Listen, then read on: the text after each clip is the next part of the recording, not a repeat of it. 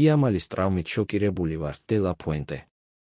ესპანეთის ნაკრებს საქართველოსა და თურქეთთან მატჩის წინ ლამინ იამალი გამოაკლდა.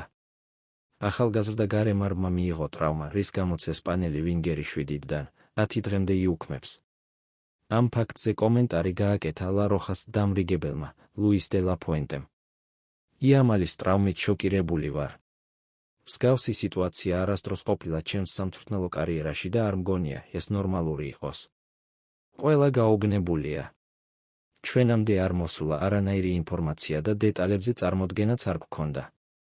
მოულოდნელად მითხრეს, რომ ლამის ჯანმრთელობასთან დაკავშირებული პრობლემები აქვს. ლუის დე ლა პუენტე ოფიციალურად დადასტურებულია, რომ ესპანელი გარემარბი წითლების ორივე უახლოეს მატჩს გამოტოვებს. შეგახსენებთ, 15 ნოემბერს ესპანეთის ეროვნული გუნდი ესტუმრება ჯვაროსნებს, 3 დღის შემდეგ კი სევილიაში ბოსფორელებს მიიღებს.